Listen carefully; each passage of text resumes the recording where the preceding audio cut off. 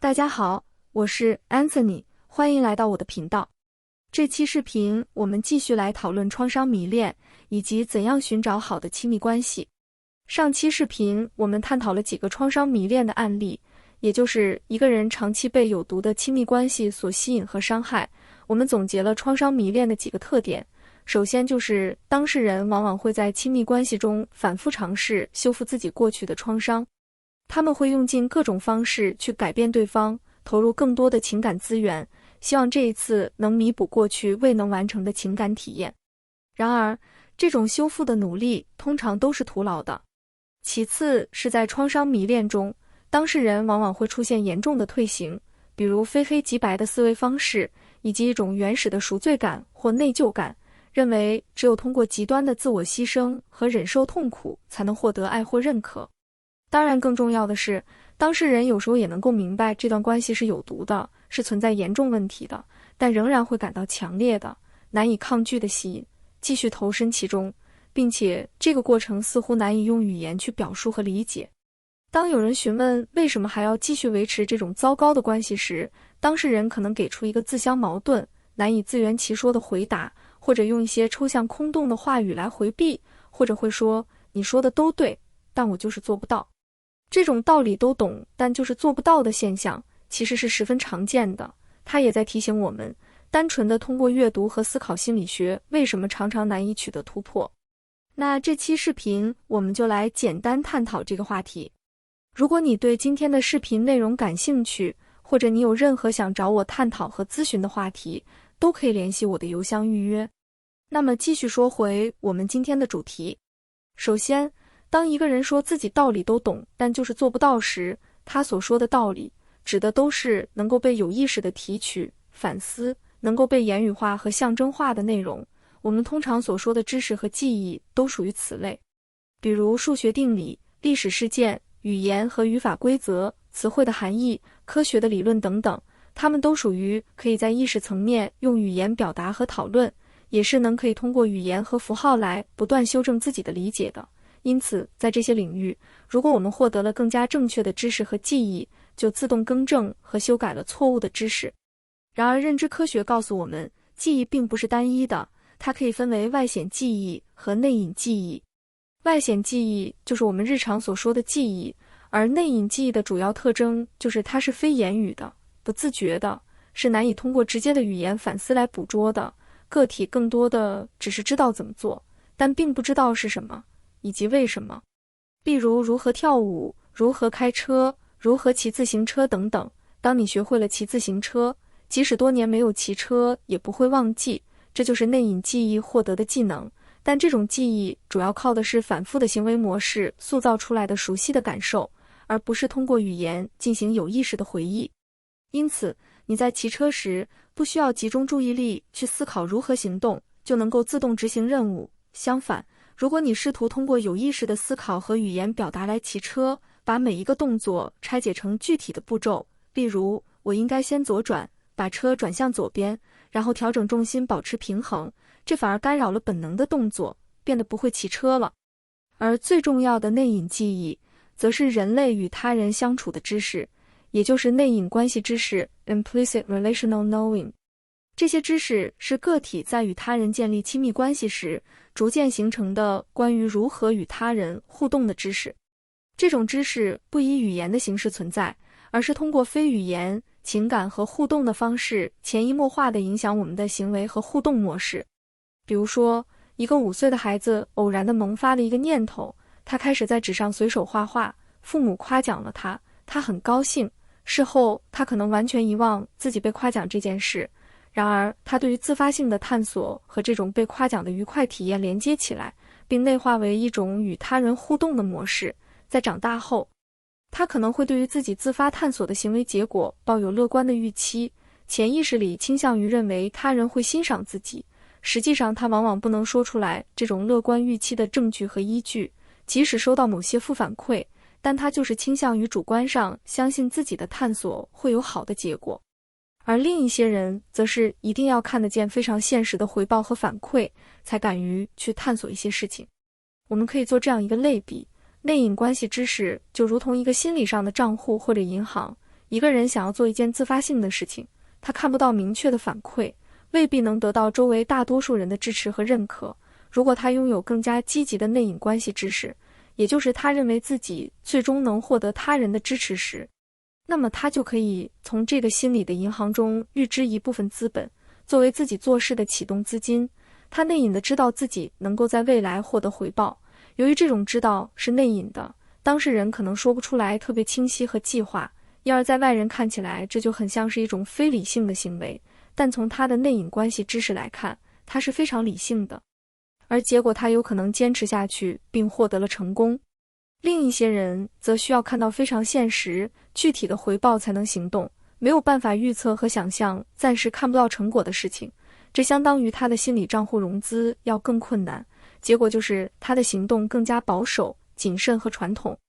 即使他理性上知道人要大胆尝试才更能获得成功，不能太畏惧不确定性和变化。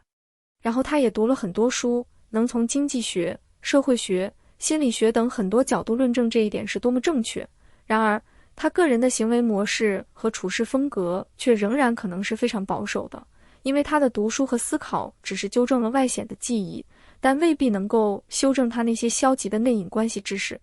相信大家还记得我们在统计学思维的那期视频里也提到过，当我们仅仅依靠统计学来指导自己的人生时，我们可能会忽略了自己身上那些无法被量化、被预测和统计的特征。这些特征与我们的成长轨迹、生命中的关键时刻紧密相关，往往是自己也没有意识到的。比如我们今天提到的内隐关系知识，这些内隐的东西虽然无法被统计，但却是极其重要的，甚至是起决定性作用的变量。这可以说是每个人最独特的那个部分，它看起来像是某种超越理性的东西，但站在他的内心世界和情感经历来看，其实是非常合理的。因此，我们说内隐关系知识常常是被非语言的情景塑造的，这需要我们关注语言之下的体验和生存环境。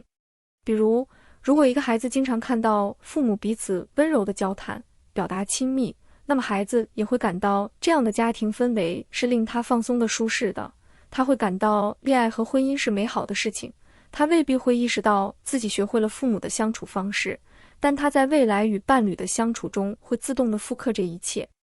而如果一个孩子拥有一个回避情感的冷淡的父亲和一个经常歇斯底里的母亲，他可能不会清楚地意识到父母婚姻的不幸，也不会和任何人谈论，因为他从小就预感到这是一个禁忌话题。结果是他会内隐地习得一种对亲密关系的悲观预期，在关系遇到冲突时，他倾向于回避沟通，通过冷漠、疏远，甚至是直接切断联系的方式来解决。如果你问他怎样评价自己的原生家庭，他可能会给出一个回避性的回答，比如说还行吧，差不多，就那样。然而这些语言也不重要，因为它本身就是一种深重的防御。他习惯性将自己的感受隐藏起来，担心一旦表露了真实情感就会带来痛苦。于是他可能会给自己戴上一个理性的面具来掩饰自己的回避，比如他认为一个人有对他人的情感需求是依赖性的表现，人的独立自强是最重要的。他还可能会借鉴大量的心理学概念，比如将自己的回避性说成是有边界感、界限清晰的表现。当事人的这些话语看起来是相当理性的、无情绪的，然而在这些话语背后隐藏的却是一种深刻的害怕、不安和混乱的感觉。我曾经遇到这样的一些朋友，他们由于一些人际关系的创伤而感到痛苦，于是他们开始大量阅读心理学和亲密关系的理论，不断进行自我分析。他们的知识水平和自我分析的深度都是相当深刻的，然而这一切却并没有显著地改善他们的状态，仍然回避和害怕进入一段关系。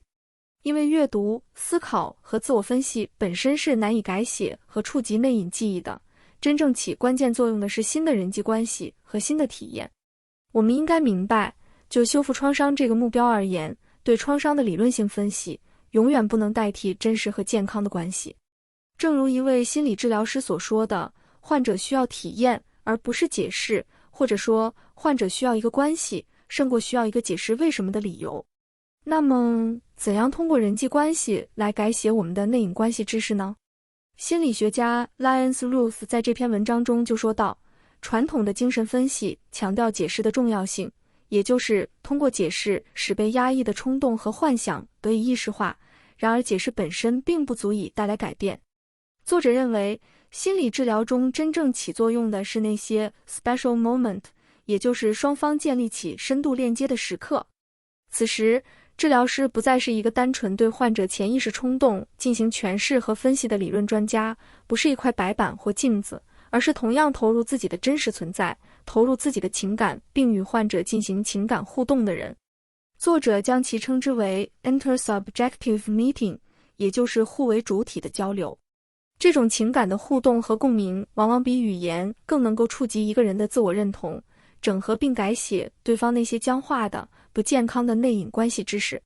这个道理当然不局限于心理治疗，而是可以推广到一切人际关系上的。就是说，真正有益的人际关系都是建立在双方能够互相感受和认同对方的情感，并通过互动实现情感的协调和链接的基础上的。任何能促进情感共鸣和协调的关系，都可以为我们的生理和心理带来极大的好处，比如降低皮质醇等压力激素的分泌，增强个体的心理弹性等等。在这种情感协调的过程中，语言和符号化的表达并不是唯一的途径。虽然语言很重要，但情感联系同样也高度依赖于非语言的互动，比如眼神接触、身体的抚摸、亲吻等等。这些非符号化的互动往往更加深刻。即便是讲话，语言之下的情感状态也和语言的内容一样值得关注。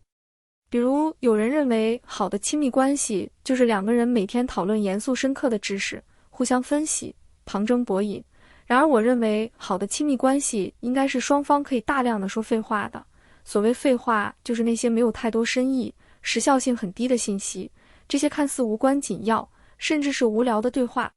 恰恰能使我们在交流时不需要过度思考每一句话的深意，不会因为过度的自我审查而产生情感负担，同时也可以创造大量的及时的情感反馈和互动。比如路过一家饭店，我们一起吐槽这家店装修很丑，再比如在街上看到一条特别大的狗，高兴地拉着对方一起看。像这种琐碎的没什么深意的情感分享，恰恰更容易营造一个自由表达感受的交流空间。而在亲密关系中，这种谈话的氛围是比谈话内容更能起到治愈效果的。总的来说，和喜欢的人一起聊天，一起睡觉，很多心理问题都会变好的，这是最好的养生方式。今天的视频就先到这里。最后再说一下，如果你有任何的困惑和问题想和我交流，直接联系我的邮箱就好。比如你希望和我讨论某篇文章、某段话、某个视频、某种社会现象，或者你的日记，都可以提前把相关的文本发给我，我会在正式交流之前读完。或者你希望和我讨论你的人生经历、困惑和情感，都是可以的。如果你对隐私性、安全性、付款和通讯方式有任何疑问，也请及时告诉我。如果你无法付费或无法加入会员，也请联系我，我会提供其他方式。详情请参考这张图片。我会把这期视频放在心理与教育这个列表内，同时也推荐大家去看我这个列表内的其他视频。感谢大家的收看，再见。